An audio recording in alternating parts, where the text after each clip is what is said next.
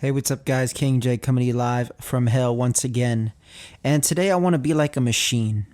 Not really, but it's always been my goal to be like a machine in the idea. And I know it just sounds random, but to me, a machine means efficiency, it means accuracy, it means precision in everything you're doing. And if we're going to use an example, let's say going hard in the gym, a machine wouldn't let the mind get in the way of attaining a goal. It would just show up, put in the work effortlessly. I used to have this idea of, oh man, like if I could,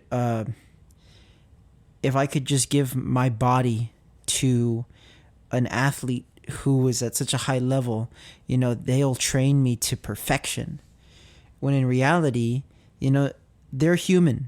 They had to get themselves to where they're at. They might not even look at themselves as perfect. They still see the growth they need. The growth is never ending. And the funny thing about machines is they're imperfect. We still haven't even perfected machines. We still haven't perfected AI. And the AI that exists is through human implementation. So there is no perfection. Even in the things that are the most perfect, there are paintings that look completely flawless, like a Cause painting, and you look at the close-ups, you see no blemishes. You see no lines that aren't completely perfect and smooth.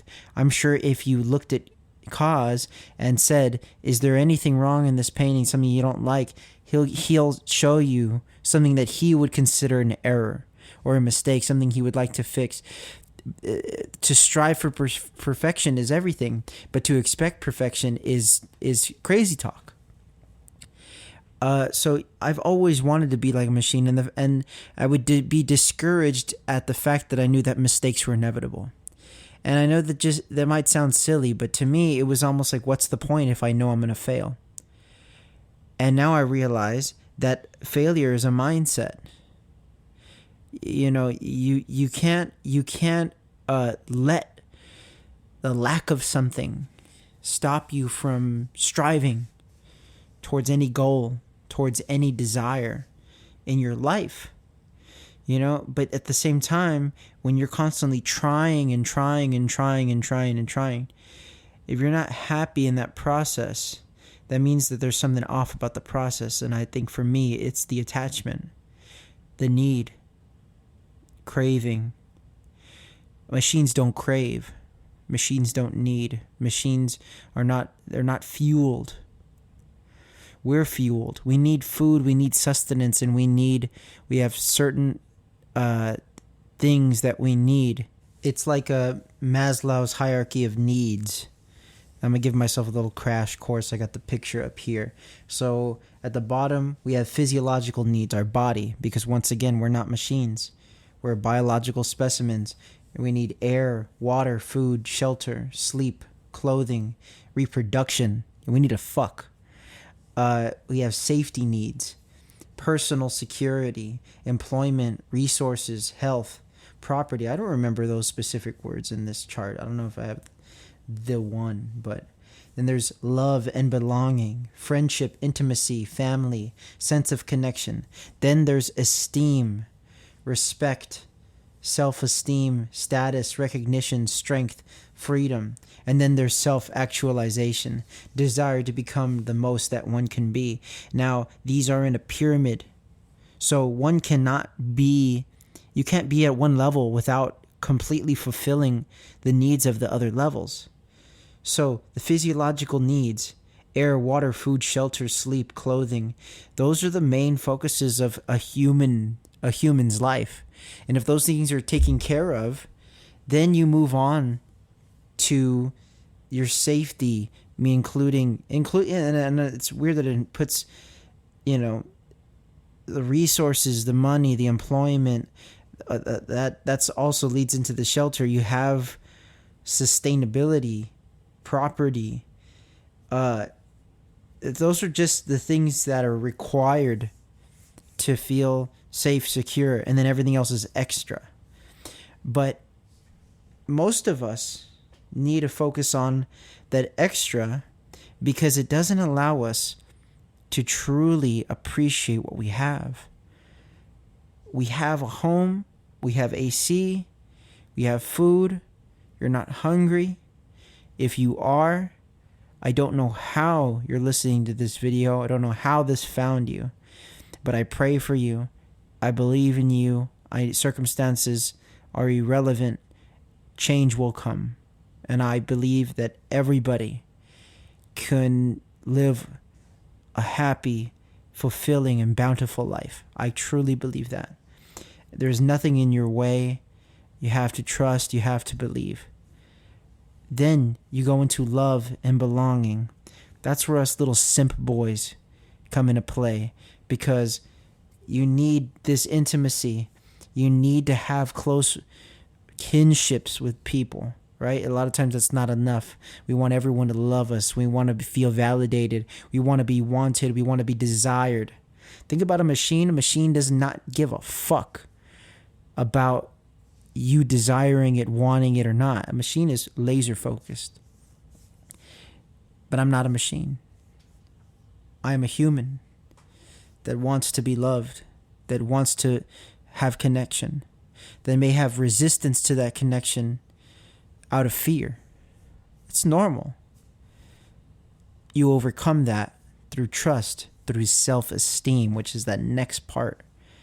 That self-esteem, the respect, status, recognition, strength. You got to give yourself the strength. You got to give yourself the recognition. The second that you treat yourself the way you want to be treated is the way that it's going to be reflected back to you by everybody in your life. Everybody you already know and everybody you're going to meet. I truly believe that. And then there's self-actualization, which to me, when I would first read that, when I first found out about this, it was like nirvana. It was like reaching that peak. Desire to become the most that one can be.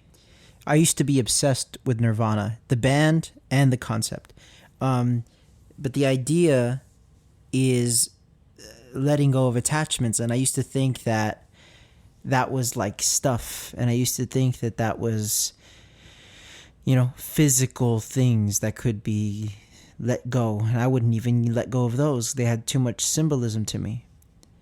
That was one of the first realizations that I had to have. It was the idea that the symbols only meant something to me. There are things that I had so much meaning embedded in that involved, friends or family, and they didn't even know that or feel the same way about the particular item, like a gift or something that was just, man, this is the most meaningful thing I've ever gotten. And then, I show my friend and he's like, oh, I don't even remember giving you that. And it's like, whoa, that's crazy.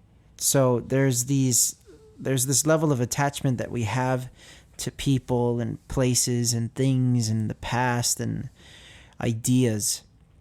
And the more that we stay attached to those things, the more that we limit those things, the more that we limit ourselves, the more that we limit our enjoyment, because nothing is ever going to be as good as the way that we perceive something in the past. So we have to change that concept to everything is going to be better, always. So if you're not enjoying your reality, trust it's going to be better and truly feel that and enjoy right now. Right now is the only thing that exists. So, and if it's already good, just know that it's going to get even better. Don't feel like, man, this is going to end. Everything ebbs, everything flows, everything comes, everything goes. And the thing is we're not a machine. So you can't just be relentless and you can't just weather any storm. You're going to have to take some hits and you see it as fuel and see it, everything as a learning process. You're going to get knocked down and you got to get back up because you have no other choice. We really don't have any other choice, and it's simple logic. We have a long life to live, things we want to do, things we want to receive. And why are we going to let anything get in our way, and why are we going to let anything get us down? It doesn't make sense. It's not, it just doesn't actually make logical sense when you really think about it. Oh, that's it. I'm just going to give up now. And it happens to us. It happens to us so easily. We get detract, we feel we've messed up, and we don't stick with it. The long game is the only game to play. You get, like for example, in fitness, you diet, you work out, you're trying to get your perfect body, you make a mistake, one mistake leads to another, and the next thing you know, you're back where you were, and you're yo-yoing back and forth. And the sustainability has to do with that idea of, I am not going to let myself give up because I'm aware. I'm aware that I've made some mistakes, and I'm not going to be hard on myself for those mistakes. I'm going to say, you know what? I wasn't even thinking. Now I'm going to think. Now I'm going to be actively participating in the decisions that I make and actively participating in the choices that I make, instead of just letting this ego run loose and just allowing everything to just go a certain way without truly being aware of it. So when you're really aware and you're really patient with yourself and just allow yourself to get used to it, it's going to become a habit. It's going to become normal. You're not going to have to think about it a lot. But the thing is, the irony about that is you are going to be aware of it. It's not a thinking, it's not trying, it's an awareness. It's, I am consciously aware of the decisions I'm making. And a lot of times it's because we think we are. But then we question, why did I do that? You just decided to make a decision about your life, and then you doubt it when it's already done. It's already done. You have to look at that and say, I made a decision. I have to live with that decision. And if I don't like the outcome of that, I'm not going to be attached to the outcome of that. I'm going to move forward and take it as a learning process. That didn't work. It's like people that invent things. Nobody focuses on all the failures that they've had.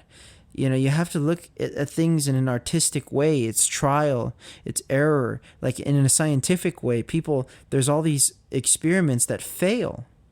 Eventually, things get it right. But you think those guys are deterred by their failures?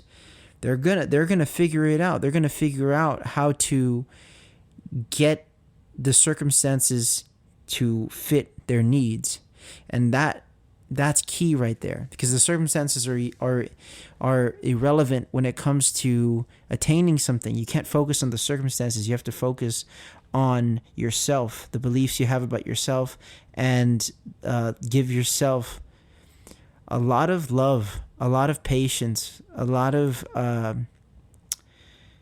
tenderness, because when you're really rigid with yourself and you try and treat yourself like a robot, you're going to notice you're just going to become really cold, and you think that it's beneficial, but it's actually not, because that's not your power.